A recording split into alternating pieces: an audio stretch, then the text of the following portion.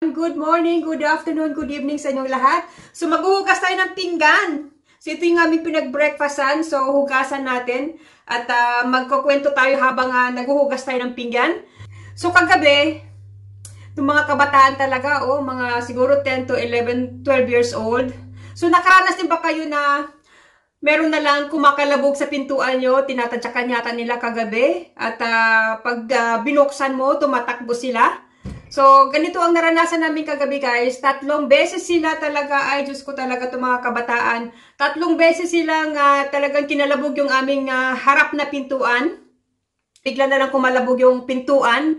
Hindi namin alam. So, binuksan namin. Tapos, bigla silang nagtakbuhan. So, para mga 3 yata sila. Tapos, after 30 minutes, bumalik na naman sila.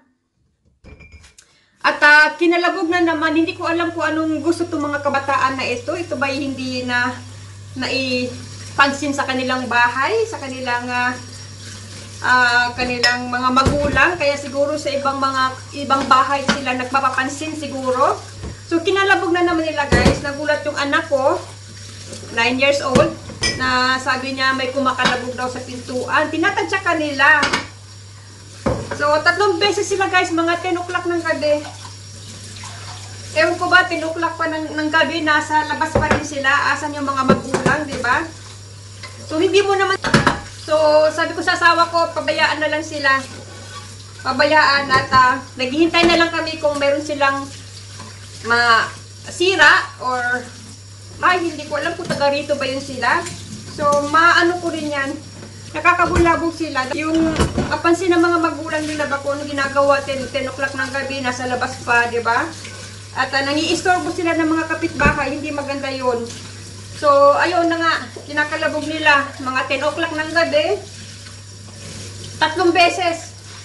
Tinatadyakan nila, kinakalabog. Tapos nung una, binuksan namin, at tumakbo, hindi mo nakita sila. So, ngayon, after 30 minutes, bumalik na naman. Sinadyakan yung pintuan. Hindi ko alam yung mga kabataan bakit anong responsibilidad pa ng mga magulang na 10 o'clock nasa labas pa sila, nangiistorbo sila ng mga kapitbahay. Hindi maganda yon. So, inihintay ko na lang kung may mababasag ba sila at kung ano gagawin nila syempre sa kotse nasa harap. Kung meron silang mabasag at yun na yung time na tatawag tayo ng mga pulis. Yon. Hinihintay ko na lang kung may mabasag sila at kung may madamit sila sa property, saka ako tatawag sa pulis. So, ganun, 3 beses sila kagabi. At pinabayaan namin kasi hindi mo maano yan kay mga kabataan eh. Pero dapat yung magulang sila yung mag-monitor sa mga anak nila kasi 10 o'clock na ng gabi, 10 oras na ng gabi, di ba? At nangbubulabog sila, nangiistorbo sila sa mga ibang bahay. So, yun lang na naikwento ko lang. Ganon din ba kayo? Kung anong gagawin nyo kung halimbawa may ganon na mga kabataan sa inyo, di ba? Na sinisipa yung front door nyo. Pero sila masasaktan din, di ba? So, titignan natin kung uulit-uli. At, ayun, wala tayong magawa naman sa tingin ko. Kasi siguro may problema yung bataan, may behavior problem. So, kaya lang nakaka-istorbo talaga sila. Pag tulog na yung anak ko, may anak kasi ako dito na 9 years old, pag tulog na magigising siya kasi talagang maingay, talagang kulabog talaga. Hindi yung tahimik lang. So, yun lang. So, ayan guys, i-flex lang natin itong aking nabiling blazer ni Kelsey. At yes, kailangan niya ito para sa kanyang first Holy Communion. So, naghahanap tayo ng formal ba? Kasi first Holy Communion niya. So, may nakita din ako na short sleeve. So, ayan, i-mix and match natin kung ano ang babagay. So, may nabili din ako sa ibang shop na brown din siya na stripe na long sleeves. So, yan, nabili ko. Hindi ko alam kung ano ang babagay dito. So, i-mix and match na lang natin. May ginayong mayroon pagpipilian kaysa ready sa nitong katapusan.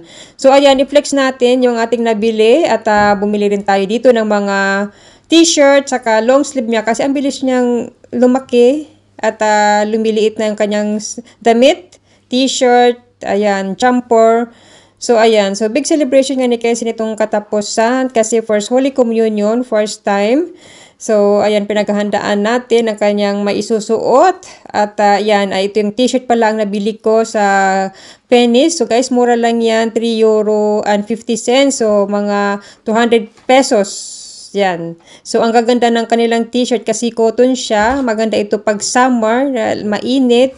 So, ayan. Ilang pirasong nabili ko nito. 6 bato na piraso na t-shirt. Tapos 3 piraso na jumper. Kasi, ang bilis lang. Naliitan na niya kaagad. Ang bilis ng ni Kelsey paglaki. Talagang hindi mo na talaga mapigil ang paglaki niya.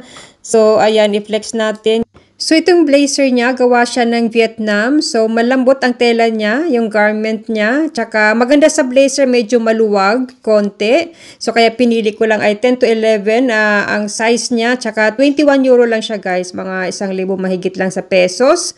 So, maganda ang blazer, kaya binili ko na. So, sabi ni Kelsey, para daw siyang nag-o-office daw. So, ito yung mga ibang t-shirt na nabili ko. So, maganda ito pang summer. So, itong fairness pala guys, para siyang SM dyan sa Pilipinas. So, mumura lang yung kanilang mga paninda, affordable, kahit masira, okay lang kasi hindi siya mahal. Kaya lang, afford lang siya sa kaya nating mahihirap. So, ayan yung jumper. At medyo malamig talaga dito pa, hindi pa siya summer. At yan, bumili ako ng ilang piraso para mayroon siyang palitan sa mga jumper na yan. So ayan guys, pinilex ko lang ang aking shopping. At so total nabili ko lahat, 64 euro. Meron na siyang 3 jumper, 6 na t-shirt, 1 short sleeve and blazer. O, diba? Thanks for watching!